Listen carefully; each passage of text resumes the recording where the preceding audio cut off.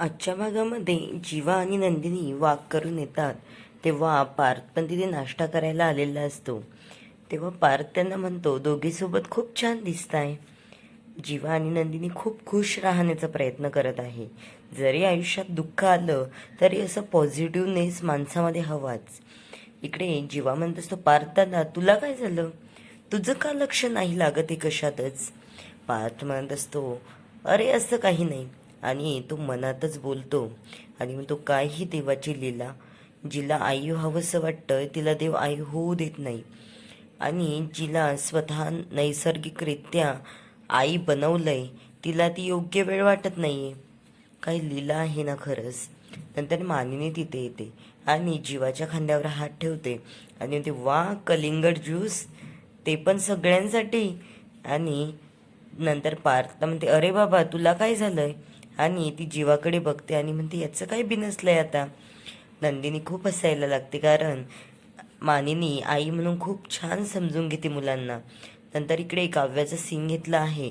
ती स्वतःशीच मनाशी बडबडत असते आणि म्हणते की आता IAS व्हायचं आणि ते बाळ कसं करणार हे सगळं मी मॅनेज. पण बाबा म्हणायचे, बाबांना माझ्याकडून खूप अपेक्षा होत्या की अरे बाळा, डोक्यात जुन्या विचारांची बाटली आधी रिकामी करायची. ती रिकामी केली की मग नवीन विचार भरता येतात. ती जर तू बाटली भरलेलीच ठेवली तर नवीन विचार कसे येणार आणि तू त्याचं पुनरागमन कसं करणार? त्यामुळे ते विचार आधी सांडून द्यायचे. नंतर काव्या म्हणत असते, हो बाबा म्हणत होते ते अगदी बरोबर होतं. आता हे सगळं विसरून आणि बाळाचा आणि अभ्यासाचा दोन्ही विचार करूया.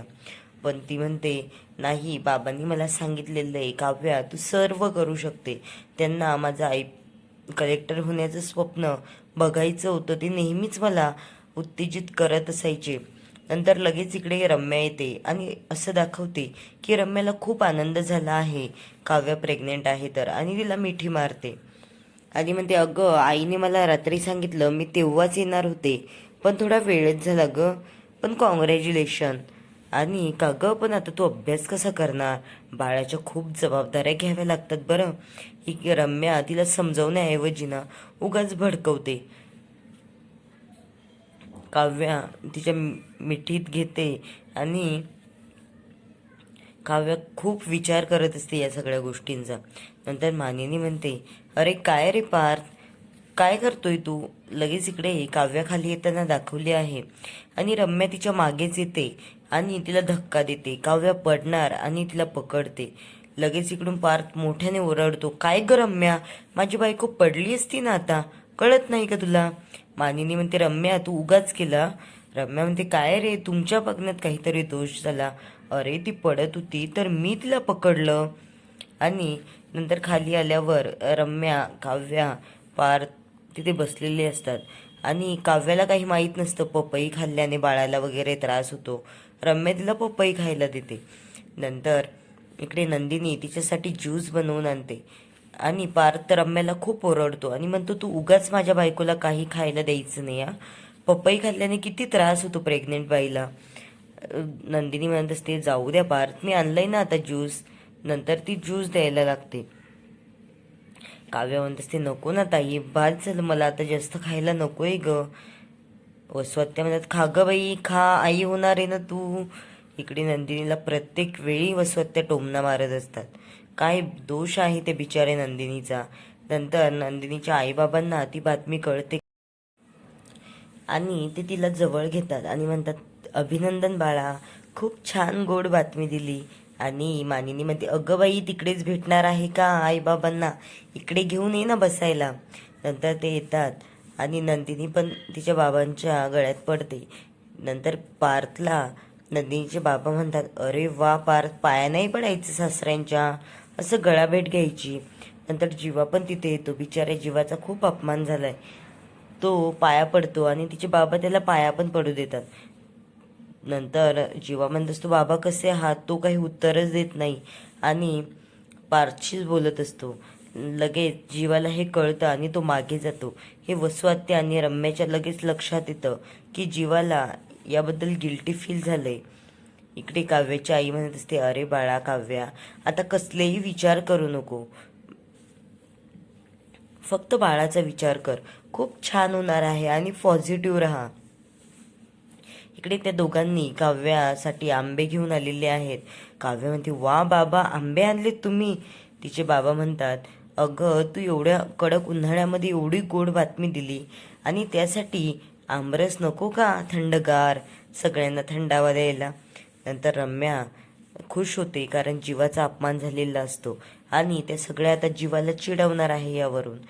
नंतर काव्या विचार करत असते, तेव्हा वसू आत्या म्हणते, अगं बाई काव्या, बाळासाठी खूप कॉम्प्रोमाइजेस करावे लागतात बरं.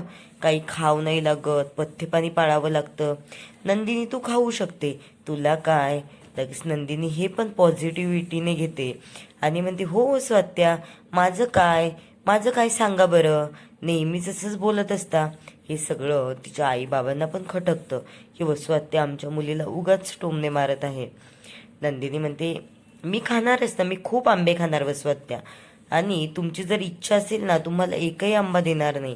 वसू आत्यांना वाटतं की हिला मी एवढी चिडवते तरी ही पॉझिटिव्ह कशी, आणि अशा लोकांना ना असंच करायला पाहिजे, कारण तेव्हा यांचं टोमणे मारणं काहीतरी कमी होतात. आणि नंदिनी ही खूप छान पद्धतीने हँडल करते. नंतर रम्या काव्याला म्हणते, अगं बाई, ते IAS होण्याचं आता मागे सोड आणि बाळाचा विचार कर, बाळाची काळजी कर. मानिनी म्हणत असते, अरे पोरींनो, त्यांना काही खायला तर बनवा, फक्त गप्पाच मारतायत. पार्थ येतो आणि म्हणतो, बाबा एवढी मोठी आंब्याची पेटी, वा, मला तर खूप आंबे आवडतात.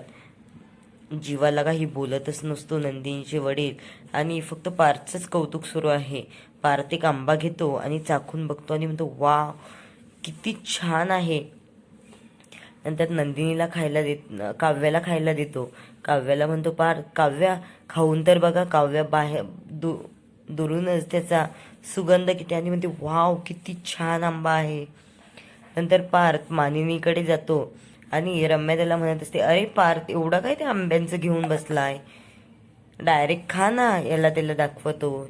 मानिनी म्हणते, अगं रम्या, तू शांत बस ना, त्याला त्याचं करू देत जा गं, तू का उगाच मध्ये मध्ये बोलत असते नेहमी. पार्थ म्हणतोस, तो तिला पहिलीपासूनच सवय आहे. आणि इथे विजय आलेला दाखवला आहे. विजय पार्थला म्हणतोस, तो माझ्या बायकोला प्रत्येक वेळी नडायचं नाही, तिच्याशी जर बोलायचं असेल तर आधी माझा सामना करावा लागेल.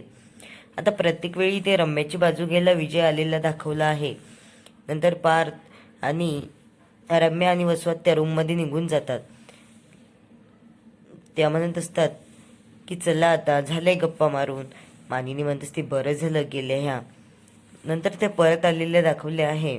आणि इकडे पार्थ म्हणत असतो, आईबाबांसाठी काही खायला बनवा ना. नंतर काव्याची आई म्हणत असते, नको नको, आम्ही ना थोड्या गप्पाच मारतो.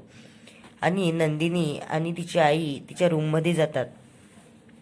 तेव्हा नंदिनीला आई सांगत असते, अगं बाई, काव्याने तुझ्या आधी नंबर लावला ग बाळाचा, आणि तू काय करणार. नंतर नंदिनी म्हणते, अगं आई, ती देशमुखांची मोठी सून आहे ना, मग तिचा नंबर आधी लागणारच. आणि तिची आई तिला सल्ला देत असते की अगं ते मठात वगैरे जाऊन पूजा कर आणि नक्कीच काहीतरी चांगलं होईल. नंदिनी म्हणत असते, आई, माझी याच्यावर काही विश्वास नाहीये, आणि हे असं सगळं केल्याने झालं असतं तर दवाखाने कशाला असते. तिची आई तिला सांगते, अगं बाई, हे सगळं केल्याने झालं तर तुझा फायदाच होईल, नुकसान तर काही होणार नाही ना. आणि हे सगळं आपल्या श्रद्धेवर अवलंबून असतं, आपण काय मानतो आणि काय नाही, तसं आपलं आयुष्य घडत जातं. नंतर काव्या म्हणत असते, बाहेर आई खूप छान समजावते, पण तिची आई हे पण म्हणत असते की काव्यानेही आता बाळाचा विचार करायला हवा, कारण अभ्यास होईल ग नंतर. प्रत्येक मोठ्या माणसांचं घरातले असंच असतं की पहिलं मूल होऊन जाऊ द्या, दुसऱ्या बाळाच्या वेळेस घ्या ना तुम्हाला किती वेळ घ्यायचा तर. पार्थला मानिनी म्हणत असते, अरे पार्थ, आता तुम्हाला हॉस्पिटलमध्ये जावं लागेल ना.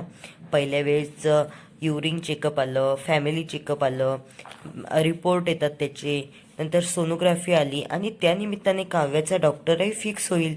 पार्थला थोडं ऑकवर्ड फील होतं आणि पार्थ म्हणतो, अगं इथे काव्या तयारच नाही बाळासाठी, तर काय करावं. हा सीन रम्या खूपच हे घेते आणि कुणाला तरी कॉल करते. इकडे रम्याचा काही देवावर विश्वास नसतो, पण उगाच सांगत बसते. जीवा आणि नंदिनी हॉस्पिटलमध्ये जातात. पण डॉक्टर काहीतरी बोलतात, त्यामुळे जीवा बाहेर निघून जातो. इकडे जीवा खूप छान समजवून घेतो नंदिनीला, पण छोट्या मोठ्या गोष्टीहून त्याची खूप चिडचिड होते सध्या. आणि त्याला असं वाटतं मलाच मान भेटत नाहीये, पारदादाला सगळं काही मिळतंय आणि देवाने माझाच का पदर फाटका ठेवलाय. नंतर रिपोर्ट आल्याच्या नंतर काव्या पार्थला म्हणत असते, पार्थ हे बघा ना, माझ्या पोटात आपलं बाळ वाढतंय. हे छोटंसं हृदय त्याच्या 99 प्लेट्सलेट दाखवले आहे आणि छोटं हृदय माझ्यात वाढतंय. आणि काव्याला काही ते काय बोलावं हे समजत नसतं. पार्थ म्हणत असते, हे काय चाललंय काव्या तुमचं. काव्या म्हणत असते, बघा ना माझं छोटं हृदय. तेच तेच ती सारखं बोलत असते. नंतर पुढील भागामध्ये इथे दाखवलं आहे की जीवा घरी जातो आणि ती आंब्याची पेटी पाहून तिला नंदिनीच्या बाबाची आठवण होते आणि म्हणते, आई ह्या पेट्या इथे कशाला ठेवल्या आहे सजवून वगैरे. गणपतीसारखा मखर बनवून सजवून ठेवायचं होतं ना या पेट्यांना, उगाच कशाला अशा ठेवल्या.